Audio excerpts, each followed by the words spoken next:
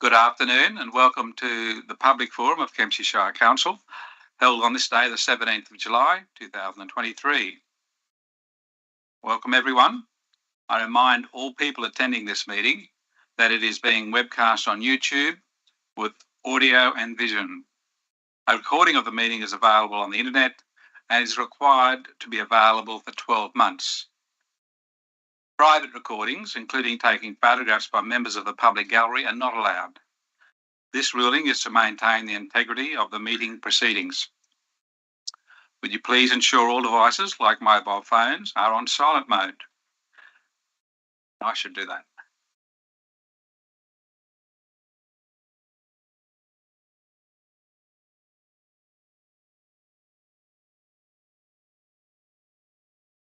On behalf of the Council, I welcome all people in the public gallery and observing live on the internet to this public forum. I acknowledge that this meeting is on Dunghutti land. We pay respects to elders past and present. We also welcome any other Aboriginal or Torres Strait Islander people with us today. I now call for any conflict of interest declarations from councillors or staff.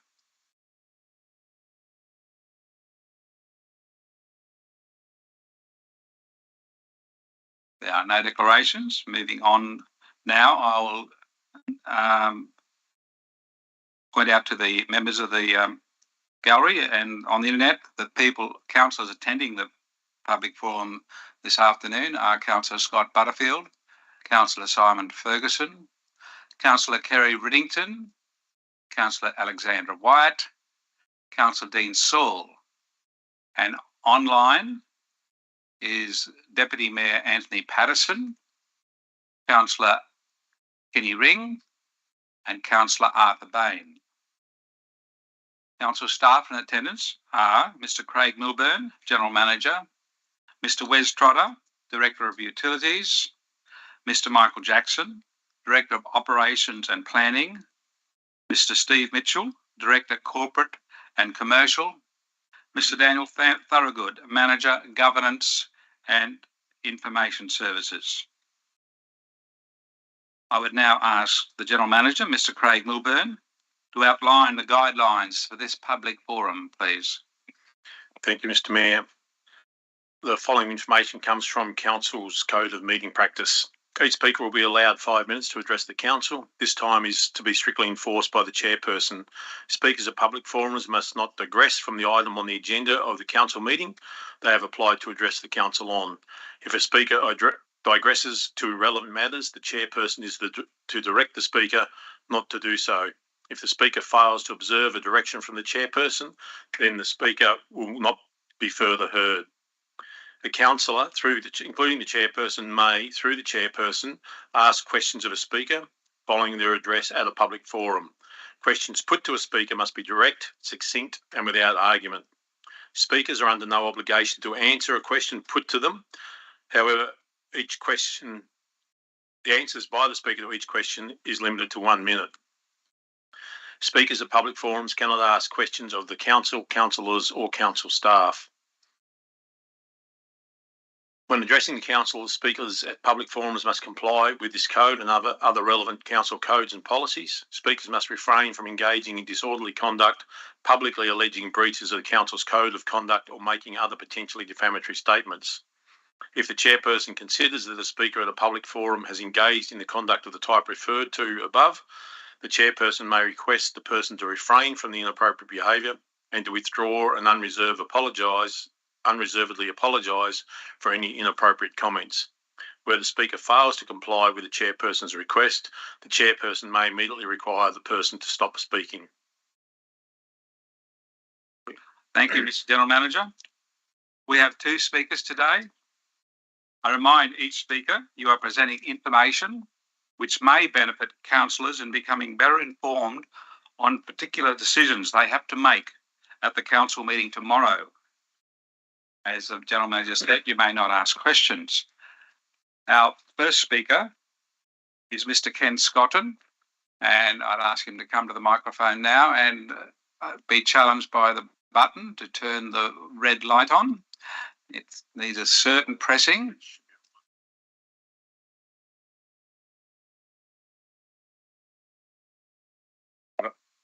Thank you, Mr. Scotton. Can you hear me? Yep. Okay. Just before I start, thanks for the opportunity to speak in support of Councillor Wyatt's notice of motion to relocate the maintenance shed at the Crescent Head Holiday Park, and the residents of Crescent Head acknowledge and are thankful for Councillor Wyatt's support on this issue. Crescent Head enjoys a unique place in Australian tourism folklore and is a favourite place, holiday destination for both domestic and international tourists alike. Its charm and appeal comes as a direct result of the unspoiled scenic surrounds, unique low-key village atmosphere, and the feeling that you are sharing an environment that is relaxed, safe, family-friendly and reminiscent of times past. Crescent Head community's expectations was clearly expressed and defined in the community consultation process between KSC and Crescent Head residents and KSC and Crescent Head residents, resulting in the inclusion of that desire in the Kempsey Local Growth Management Statement. The Crescent Head community has the following concerns on the location of the holiday park maintenance shed and its potential effect on the village.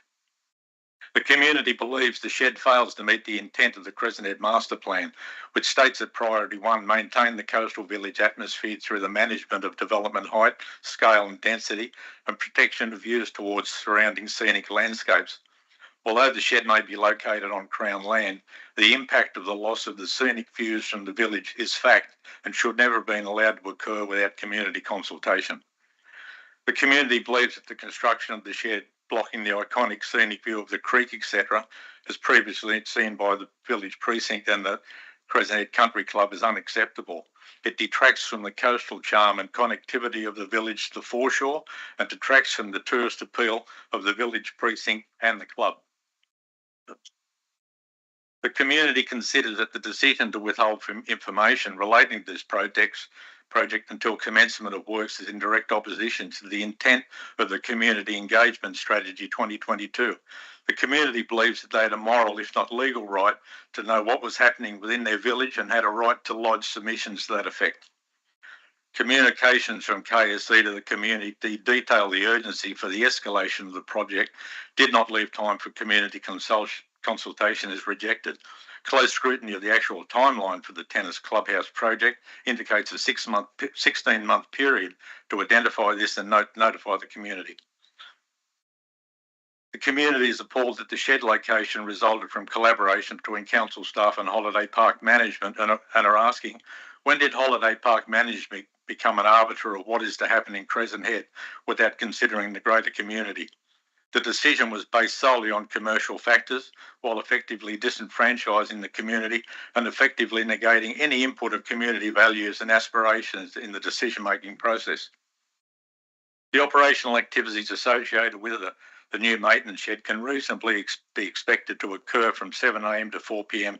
7 days a week, and will by its location create a safety risk to all pedestrians having to pass across the front of the shed while transiting through the holiday park to the foreshore area. The community is concerned that the expected safety and resultant public liability concerns and previously muted security issues could potentially allow calls from the holiday park for the pathway to be closed. Potential closure of the pathway has a high probability to impact on the financial viability of businesses in the village, with a resultant loss of employment opportunities, and has a real potential to seriously affect tourism in Crescent Head. This pathway is the commercial umbilical cord of Crescent Head. Modifications or closure to this pathway will result in holidaymakers having to use alternative routes to the beach, with the boats dangerous in their design and operation and laborious to use. 1 minute to go. There is community concern that the full scope of the project has not been revealed and obviously has had more components than just a shed. The community are asking, what happens to the 4.5 cubic metre bins? Are they to be located at the shed, and will they receive landscaping, which has the potential to further impact scenic views? There are serious community concerns that the shed, when viewed as an addition to the Holiday Master Plan, notes 3 and 5, to upgrade park facilities, will result in the entire length of Reserve Road becoming host to a continuous line of shed bin landscaping and studio-type duplex cabins of undisclosed height that may effectively remove all existing scenic views from the road, Should this be permitted to occur, then the holiday park will effectively take possession of these scenic views for the sole enjoyment of holiday park paying guests, and for the sake of Crescent Head Village, this must not be permitted to occur. Don't play with our pathway. It's been there for 70 years, well before the holiday park. Relocate the shed and give us back our views and pathway. Yamba has the big prawn, Coss Harbour has the big banana, and now Crescent Head, big shed. Thanks.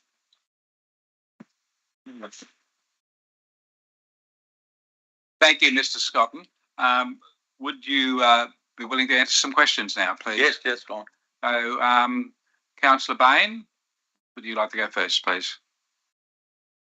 Thank you, Mr. Mayor, and thanks for your point of view there, Anne. You said that the path has been there for 70 years. Is that what's sort of the evidence of that, or the background to that?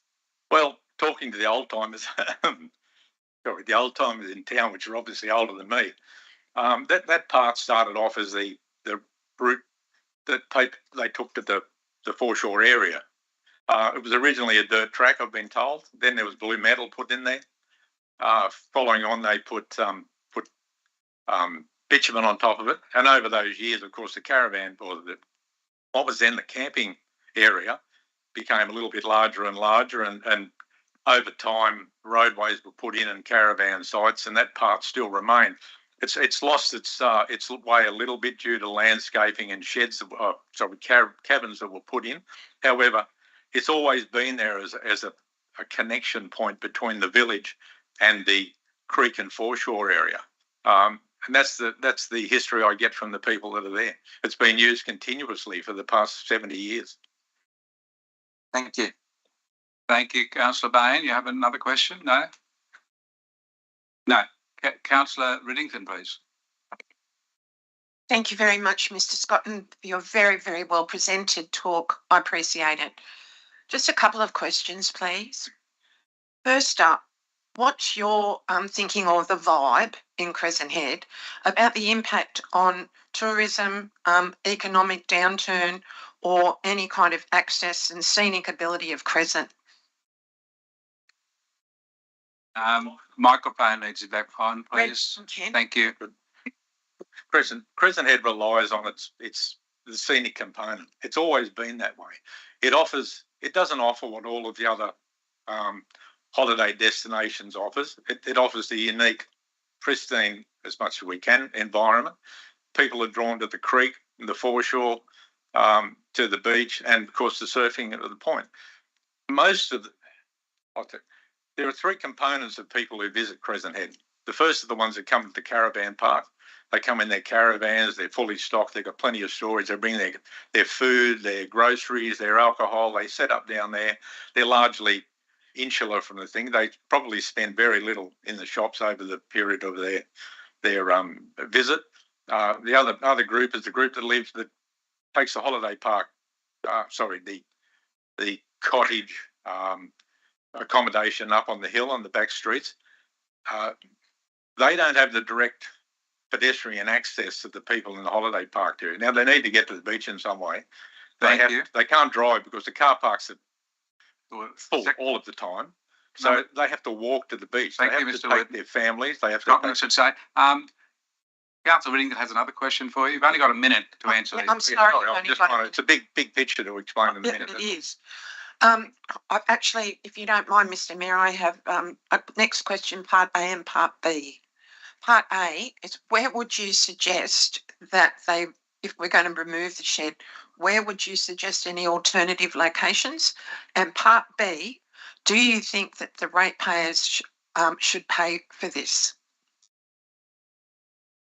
I've had a look around the caravan park. There are a number of sites further around, so to the west of where it's currently located. There are sites that have been taken back by the caravan park from the annual leaseholders. There's plenty of room there to put that shed in those locations. They're hidden from the population up in the village. I mean, we're going to get a full remake of that whole area up around the pie shop, and the people that are using that area won't see that shed down there. The people coming down through the path won't see it. And look, that would be probably, to me, an ideal location for it. But just on that, where the shed sits at the moment is where the garbage bins were, but directly adjacent to it, actually on either side, over the last couple of years have become paying caravan sites or camping sites. So building that shed, you've still lost some sites. Moving it over will mean, yes, you'll lose probably 2 sites, but you've still got the ones that you've left behind when you move the shed. Thank you. Another question from Councillor. Oh, are you finished? Yeah, A and B. All right, thank you. Councillor Ferguson, you had a question, then I'll hear from Councillor Wyatt. Yeah, thank you, Mr. Mayor. Thank you, Mr. Scotton. Any new shed or development always stands out a lot more than they should. It takes a little while for them to blend in, and obviously this is unfinished. Once we do some landscaping and that around it and complete it, what's your thoughts on that? Yeah, microphone again, I'm sorry. Lipstick on a pig. The shed's is blocking one of the iconic views of the creek area from the shops and the club. When it just takes command of that whole area now. Putting a couple of plants in front of it just means that you're looking at a couple of plants. You've still lost the view of the creek. You've still lost that connectivity between the town centre and the coastal environment that it basically is located in. Thank you. Councillor Wyatt, please. Thank you. You described community expectations in there. Can you outline for me? I've got a part A and part B, but I'll just go with part A first. Outline what you feel community expectations are for a relationship between council and Crescent Head for all things happening out at Crescent Head. Like, what would your expectations be? Oh, look, I think we probably from both sides like clear and open communication. There was obviously issues with Crescent Head when they did the tarring of Point Plummer Road. They're following that. I thought there was some good communications, and the groups are starting to work together. And I think there's a little bit of disappointment from the community side that this has actually happened and nobody knew one thing about it. That's the most annoying thing. It would never have been acceptable to the community. I can assure you of that. But they're disappointed at the way this whole thing was achieved. And the other part of that question is, are you in a position to be able to describe how people feel about that? No, you can do it civilly. Probably not in terms that could be used in the council chamber. Almost to a person, everybody down there, everyone that's been given their opinion wants that shed moved. I mean, it's ruined the whole aspect of that end of the village.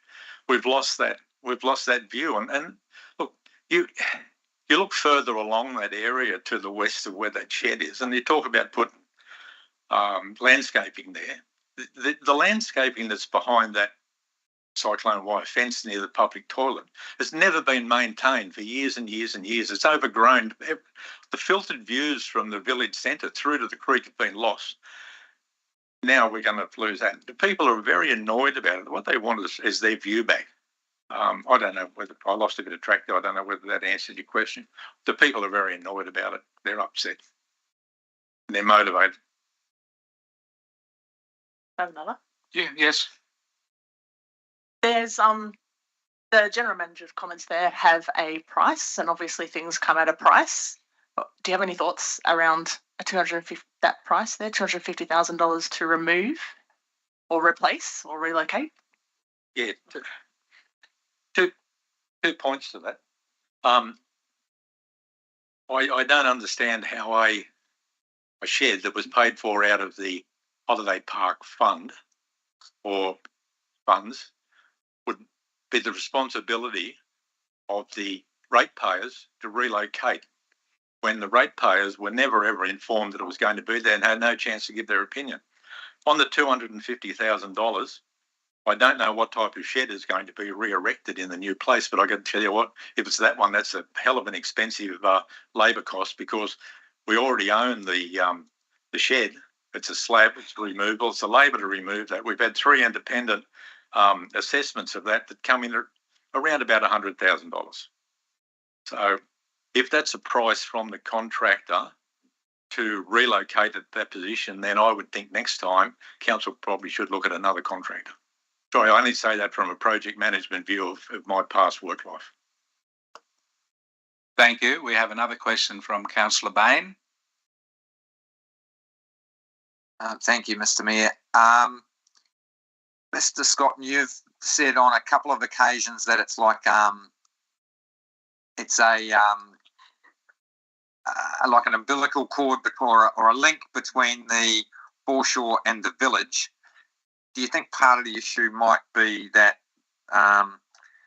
community assumes that they can access through the holiday park, and do you think community should be able to access through the public should be able to walk through the holiday park, or should the holiday park be just for the campers and the tourists? Yeah, good question. I actually contacted Crown Lands. I had to talk about this. Those two lots that are at the caravan park or the holiday park possess at the moment are still shown as Crown Land public parks.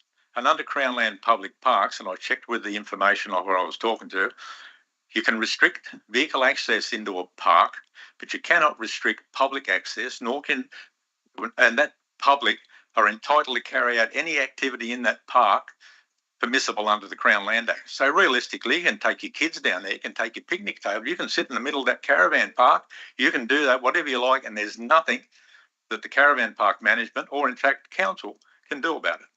So yes, the path should stay open because that is the primary direction that people use and the pathway that people use. The other two are completely unsuitable for the type of traffic, the young families that go through that park, and the old people, and the infirm. Sorry. Thank you. There are no other questions, but I will ask you a question if I could, Mr. Scotton. With the path that's no longer there and a new path being promised to be put in place, do you see any safety problems with the way the path was and will be in the future?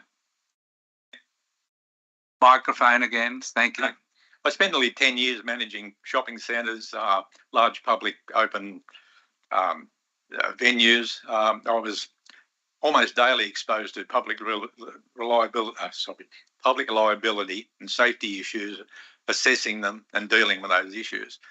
My view of that is you're going to have kids coming down that newly redirected path onto the roadway with a clear lack of vision, with tow vehicles, caravans, garbage trucks, ride-on lawnmowers, the battery-powered cars coming through that area, and you've got children and you've got old people in there. You have got an absolute disaster waiting to happen. And of course, as I said before, what will happen is that the park operations people will recognise that and they'll want that path closed. And when they do that, where do the people go that have paid $7,000 a week to stay up in the cliff, that are spending their money in town in the businesses and buying their food and their lunch when they're coming back from the beach? That's all lost. And what will happen is that the families will say, oh, this is too hard, I'm going to go somewhere else. Okay. Thank you. That's the end of your time. Councillor Butterfield, please. Yes, thank you, Mr. Scott. I'm not exactly sure which way that path is going to go. Now the shed is there. The way it looks to me, it looks, if you're looking at the shed, it's going to come down the right-hand side. So therefore, I would create a bit of a barrier, I suppose, for pedestrians to be able to see where they're going. If that path was to go around the left-hand side, being it's only one way down and around that way, you would be able to see traffic and all that sort of stuff coming. So that would at least make it a bit safer.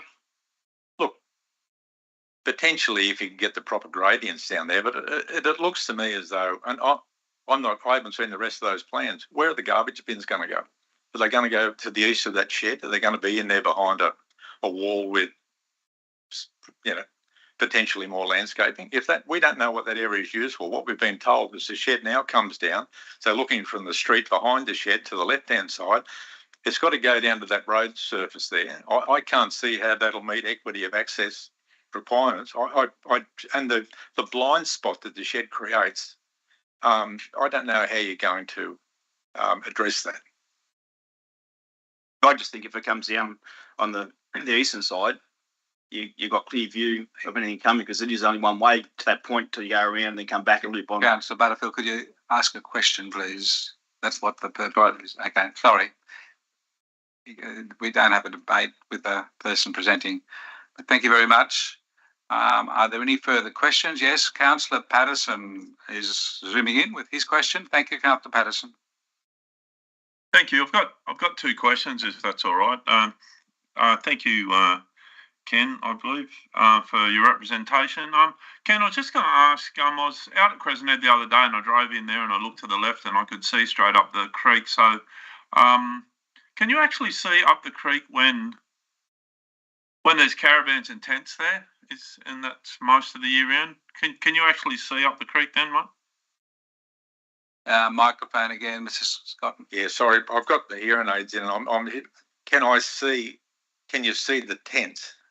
Can you see up the creek when there's caravans there? Because you know how it's a caravan park and it's full of caravans. Can you see up the creek when there's caravans lining the creek? Yes, because they're not continuous. You can see, you still see the aspect. You see the other side, the northern side of the creek. You see right up Killick Creek. You can see glimpses of the bridge, and you see the other side, basically the northern side, and you can see the ocean. Yeah, like you can now. Yep. Well, you can't. No, that's incorrect. You can't see it now. Not unless you've got a ladder. I was there the other day and I saw it. Just a second question. Councillor Patterson, order. You don't debate the presenter. You just ask your questions, please. Not debating, just asking a question. So my second question is, Crescent Head is known for many things, swimming in the creek at full tide, surfing on that right-hander down, on the point. There's many great things about Crescent Head. Would you think it's a good opportunity for you to come and represent that today rather than a shed? I would love to have had the opportunity. I would have loved to have the opportunity. Order, please. Except when I walked down the beach this morning, I couldn't see it. I'll ask you not to answer that question. Oh, sorry. Okay. It's a rhetorical question. It's not specific okay. about. And you came specifically to present on this item, not on other aspects of Crescent Head. So, do you have another question, Councillor Patterson? Just finally, have you seen a finished plan of the actual shed with the pathways and the landscaping finished? Have you seen a plan of that, sir? No, never been released. As far as I'm aware, never been released to any of the resident ratepayers or any other public place. I've never seen it on the council's Facebook page, unless it was difficult to find. But no, the answer is no. So you don't actually know where the pathway is going or the landscaping? Councillor Patterson, he just answered that question. That's quite apparent. Okay. Thank you. Thank you. All good. Thank you. Thank you, Councillor Patterson. Councillor Wyatt, please. Thank you. Have you been to the club on the veranda and had a look out there? And if so, can you describe the view with the shed there, please? Actually, can you describe before and after the shed, please? Yeah, the view. I actually went into the club the other day, and I talked to the secretary manager. I don't know that I should say that. The view from the club, you used to be able to see down across to basically where the surf club is, all the way up to Killick Creek. So anybody sitting in that club had that whole vista of the area. It was fantastic. The shed now, you can still see the end of Killick Creek, but you can't see that whole section down into the creek itself, where all the activity takes place. And the people who are using that outdoor area now, they have to turn their back because the glare off the roof is so great that they can't see anything. The view's been lost. Look, there's a new expansion of that club coming on. I'm sure that the shed wasn't considered in the design of the club. I might be wrong, but I think that just sneaked up on everybody. The club knew nothing about it. Thank you, Mr. Scotton. I can't see any other lights or questions coming online or anyone else. So I thank you very much for your presentation today and answering the questions. We'll then move on to our second speaker. Thank you very much.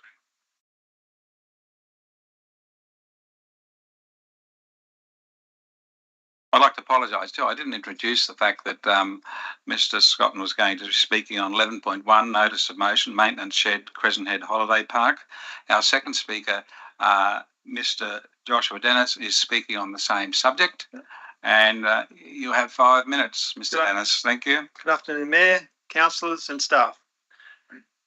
I fully support Councillor White's proposal to remove the shed and the formation of a Crescent Head focus group that would be open to all members of the community.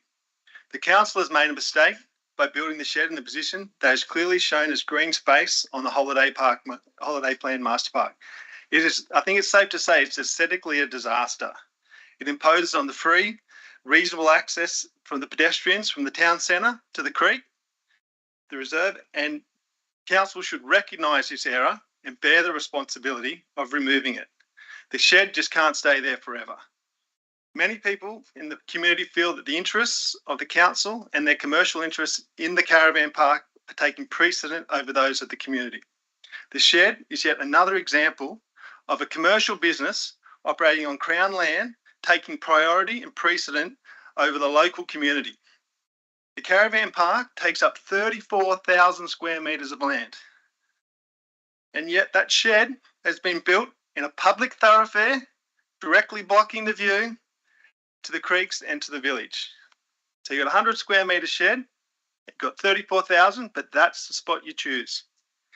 Kempsey Shire Council needs to truly consult with the community over issues that are going to affect the community. Should this motion be passed, then this costly, embarrassing situation like this shed could be avoided in the future. The construction of this shed, to Councillor White's previous question, has left the community shocked, disgusted, embarrassed and bewildered, and people are angry. A focus group would help to give people a voice so that we could overcome these in the future and look at all aspects of Crescent Head. The foreshore should be for the benefit of the community and the general public. Front and centre, it's Crown land. It appears that the caravan park is taking absolute priority over the foreshore planning and vision. This has been very clear from the outset. The decision regarding the shed highlights the need for a holistic management plan for the whole Crown Reserve. For you councillors are new, this has never been done. There has never been a whole plan for the whole Crown done as one. It's only been separated into multiple parts. That's all we've ever asked for, and it's never been done. We've never had the opportunity. And we're angry about that. Yeah, and that should take in the foreshore, the caravan park, the golf course. It all should be done as one, not these little bits and pieces, because of course it's in council's interest to carve off the caravan park and do a management plan for that, because that's where you make the money. There's just an absolute conflict of interest here that is going to be addressed at some point. And this may be a precedent going forward on how councils have their hand in the cookie jar and then they're making decisions for the community that aren't in their best interests. And this is Crown land. We don't have any more of it. And to the point of where we could put the shed, there is a huge embankment there that you could quite easily put the shed down there. But why isn't it there? Why did it have to go in the thoroughfare? Why? You can't just keep taking and taking and taking from the public and giving nothing back. You know, we all make mistakes. This is a mistake. We need to own it, not try and, you know, can you see the creek? How much of the creek can you see? You know, just all these. You're very good at muddying the water. We just need to accept this is a mistake. That was a great thoroughfare down to the point, from the shops, straight across there, down the creek. If your friends are in the caravan park or we stay in the caravan park, you could just have nice access. Yes, there may be a path around it and you might solve that, but you're not going to solve the solution of driving down there. Quick look to the left. Can I see the creek? Can I see the water? What's happening? No, I can't. 1 minute All to go. I can see is this absolute disaster. So we need to own it, just fix it. I think the 250,000 is completely blown out of the water. It's a 100 square metre shed. You know, what's the slab cost? $120 a square metre, 200. You know, there's 10,000. You know, relocate it. You know, we have to be realistic and not have this fear mongering. I feel that the councillors, you know, may have to be You know, I don't like the fact that it's put back on council staff to find the money. I didn't see anywhere in that document where solutions were provided to you to find this money, because, you know, people need to own up to mistakes. I've made plenty. Let's just own up to it, fix it, and move on. You know, and in closing, you know, in the last 3 years, Crescent Head has a huge influx of creative, passionate people, and the creation of a focus group would go a long way to helping us plan the community further. Your time, Mr. Dennis. Thank you very much.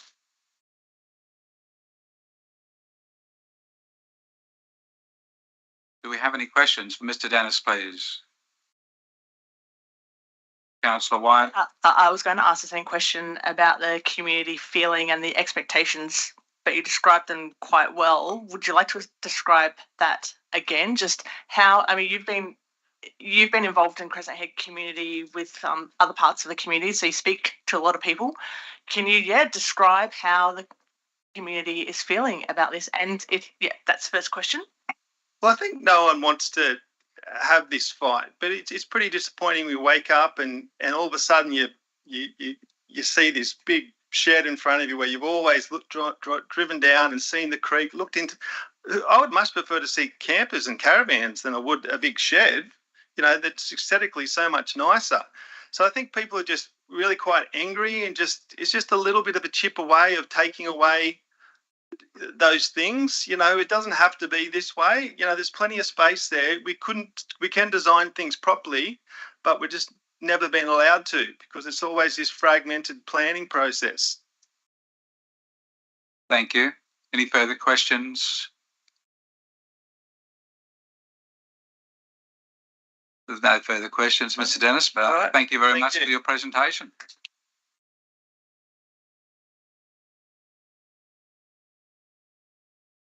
And thank you everyone for attending today, and for those people on the internet. That's the end of the public forum, and council meeting will begin tomorrow at 9 a.m. if you wish to attend as well. But thank you for your attendance this afternoon. Councillors, we have a 5-minute break.